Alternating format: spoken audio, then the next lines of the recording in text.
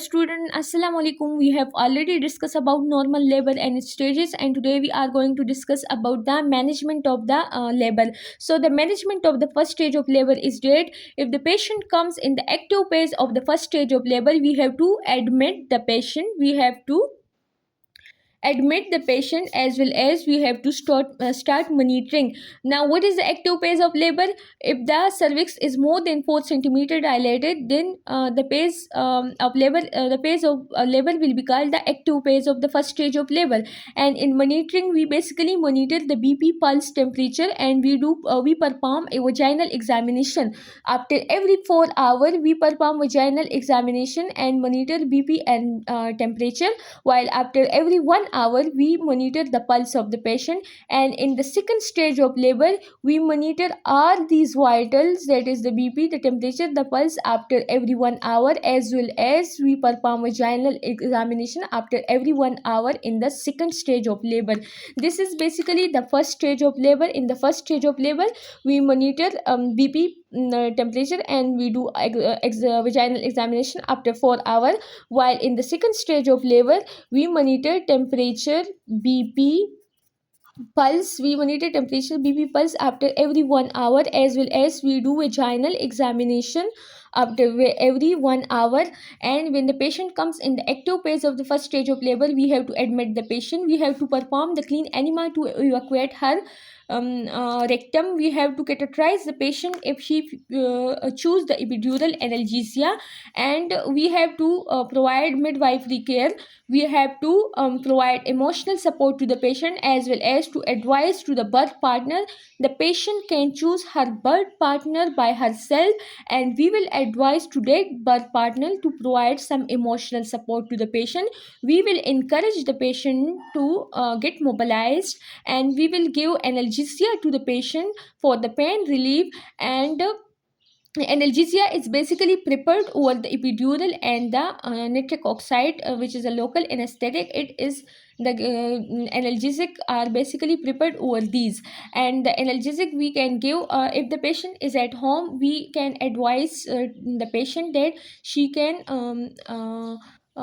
can sit in a warm water bath. And in the hospital, we can give analgesic like diamorphine, pitidine, which will relieve her pain. And we will ensure adequate hydration and light food to the patient to prevent ketoacidosis. Ketoacidosis can result in metabolic acidosis, so to prevent that condition, we will hydrate the patient and will allow her to take light diet. We perform vaginal examination every 4 hourly for the dilatation of the cervix, and basically 1 centimeter dilatation occur per hour. If there is one if in 2 hour if in 2 hours cervix is less than 1 centimeter dilated, it will show that the labor is not progressing normally, and it can result in prolonged and obstructed labor. So ideally there should be 1 centimeter dilatation of the cervix per hour. If there is less than 1 centimeter dilatation per hour, or if less than 1 centimeter dilatation per 2 hours, it is a dangerous sign. It's mean that the patient can go into prolonged labor or obstructed labor. We will monitor the fetus and the mother during the labor by using partogram. During the labor, we have to use partogram to monitor the mother and the baby. And if the membranes are not ruptured, we will do the vaginal examination and will check the amniotic membrane. If the membrane are not ruptured at the time of onset of labor, that is at the time of contraction of the uterus, then we will do artificial rupture of membrane. The patient will choose birth partner. We have already discussed. If the patient is very dehydrated, then we can give IV fluid to the patient, and the patient should not be left alone. What is the management of the second stage of labor? And the second stage of labor is the active management of the what is the active management of the first stage of labor? Now there is active management of the first stage of labor.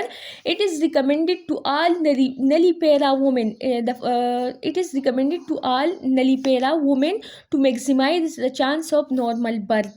It include midwifery care 2 hourly vaginal examination and use of oxytocin augmentation if progress is low. We can give oxytocin to the patient to increase the contraction of the uterus if her contraction is if the frequency of her contraction are low, or if the progress of the labor is low. If the labor is prolonged in the nullipera woman, then we can use oxytocin drip. Management during the second stage of labor. The second stage of labor is confirmed by vaginal examination from the full dilatation of the cervix. In the how we can know that the patient is in second stage of labor? In the second stage of labor, when we perform the vaginal examination, the cervix will be up to 10 centimeter dilated, which is called the full dilatation of the cervix. Then the first sign of the second stage of labor is maternal urge to push. From this, we can also confirm the second stage of labor. There is maternal urge to push. From the maternal urge to push and from the full dilatation of the cervix, we will confirm the second stage of labor. Then we will, when the second stage of labor get confirmed, then we will place the woman in the lithotomy position, and we will clean her areas. We will clean her vagina and her surrounding areas, perineum, anus, by antiseptic measures, antiseptic solution. When the woman and the woman will get a reflex with each uterine contraction. With each uterine contraction in the second stage of labor, the woman will get a reflex to take a deep breath, hold it, and bear down.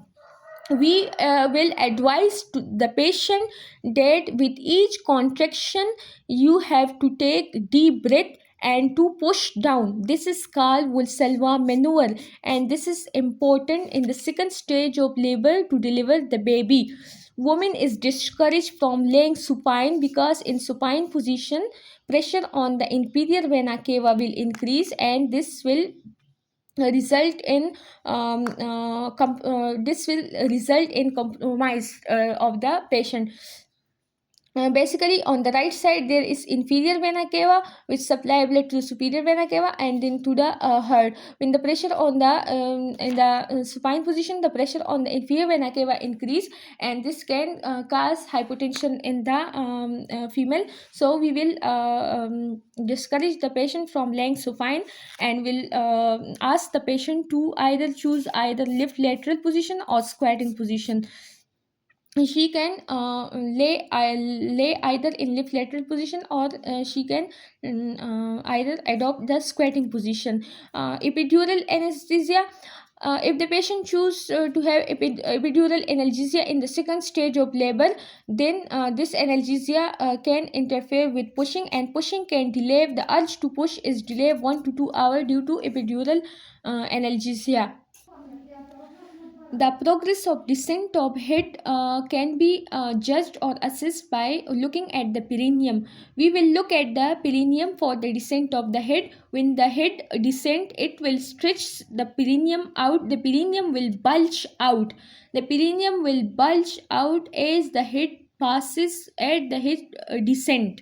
And when the perineum stretches, the head can be seen at the vulva. The head can be seen at the vulva. When the head descends, the perineum stretches and the head can be seen in the vulva at height of each contraction. Between contraction, elastic tone of the perineal muscle basically push the head back into the pelvic cavity. Between contraction, the elastic tone of the perineum muscle push the head back into the pelvic cavity. This occur in the second stage of labor. When the head no longer recede between the contraction, with the head no longer get back to the pelvic cavity between the contraction, then the process is called crowning, and this indicate that the head has passed between the pelvic floor and the delivery is imminent now. At the time of crowning, we have to do two important functions. We have to perform two important things. First of all, we have to guard the perineum by hands to prevent third and fourth degree. We have to support the perineum to prevent third and fourth degree tear, and to flex the head. When the head passes through the vulva, this process is called crowning, and the time of crowning, we have to guard the perineum and to flex the head. In second stage, basically what step we do, we place the patient in lithotomy position. We use antiseptic measures, antiseptic solutions to clean her. We discourage the patient from laying straight, and encourage the patient to perform Valsalva maneuver. Encourage the patient to adopt lateral position. Encourage the patient encourage the then these are basically conceptual things, not management steps. Then we encourage the then we guard the perineum and flex the head, and then we encourage the patient to take shallow and rapid breathing when the head passes through the vulva. Then we encourage the patient to take shallow breathing and rapid breathing, and discourage from bearing down. Now there is no need to bear down, and there is no need to take deep breath and hold it. We will ask the patient to take shallow and rapid breathing. If needed, instrumental delivery, or to hasten delivery. If there is any complication and the delivery is instrumental, or if we have to increase the delivery because of the fetal compromise, that is, if the fetal is in the if there is fetal bradycardia or fetal compromise and we have to hasten the delivery, we can perform episiotomy. Episiotomy is basically an incision given in the mediolateral aspect of the perineum, and it extends from the pochette of the vagina up to the mediolateral aspect of the perineum, and it increase the vulvar outlet. It increase the vulvar outlet and help in the passage of the head out of the vulva soon, and hasten the delivery. After delivering the head, we will clean the nostril, we will clamp the cord, cut the cord, clamp the cord, and the cord will not be clamped too early, because in this way the fetus will get 80 ml of blood from the mother. So it should be cut immediately but not too early. The cord should be cut immediately but not too early. For the delivery of the anterior shoulder, we have to perform some active management. That is, first of all, we have to give gentle traction to the head downward and forward, and to deliver the anterior shoulder. Then, after the delivery, we will give gentle traction to the head downward and forward to deliver the anterior shoulder. Then, after delivering the anterior shoulder, we will lift the head upward and will deliver the posterior shoulder, and we will sweep the body upward, sweep the head upward to deliver the body and the legs.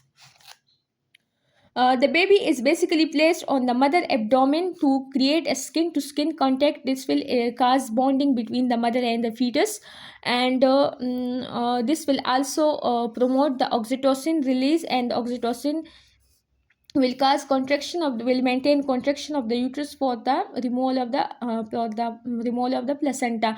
And in the care of the baby, we will hand over the baby to the pediatrician, and a pediatrician will perform the Apgar score at 1 minute of age. At one in a minute of age, he will perform the Apgar score. He will measure the weight, the height, and the temperature of the baby. He will give first dose of vitamin K to the baby, and he will he will examine the baby for any abnormalities. And breastfeeding should be initiated in first hour of life. Now, what is the active management of the third stage of labor?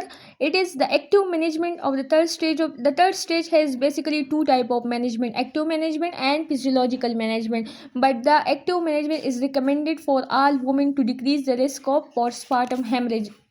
In the active management, we will give 10 unit oxytocin 10 unit oxytocin after delivery of either the anterior shoulder, or immediately after delivery of the baby. Immediately after delivery of the baby, or after the delivery of the anterior shoulder, we will give 10 unit oxytocin. Then we will cut the cord, clamp the cord early, and then we will do control cord traction, which is also called branded Andrew method. What is brand Andrew method? In this method, we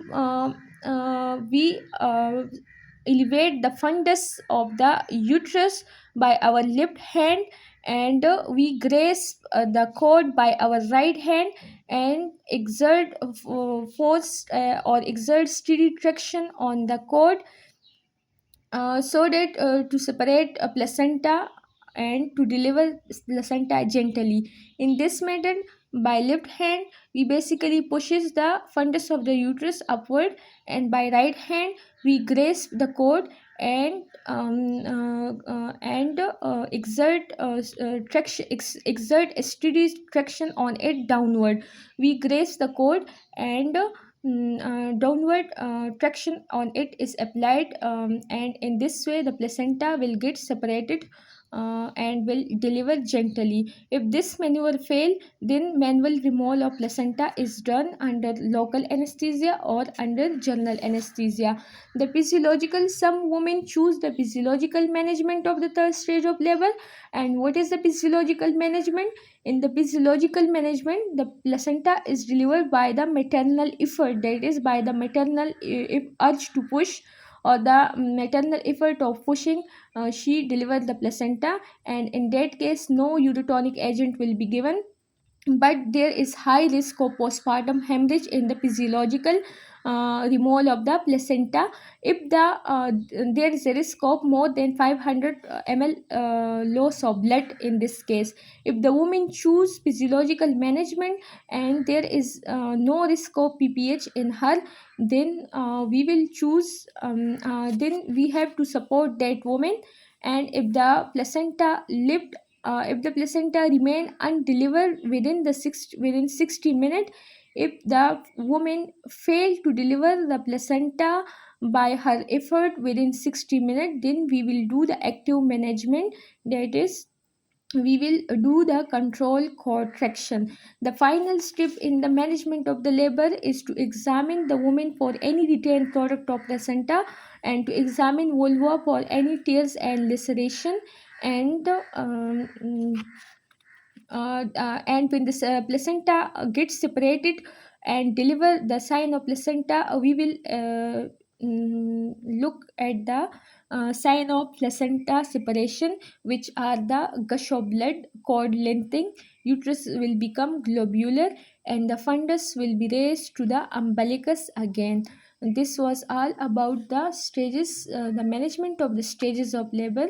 Thank you. If you people are liking my video, please subscribe to my channel and share my videos.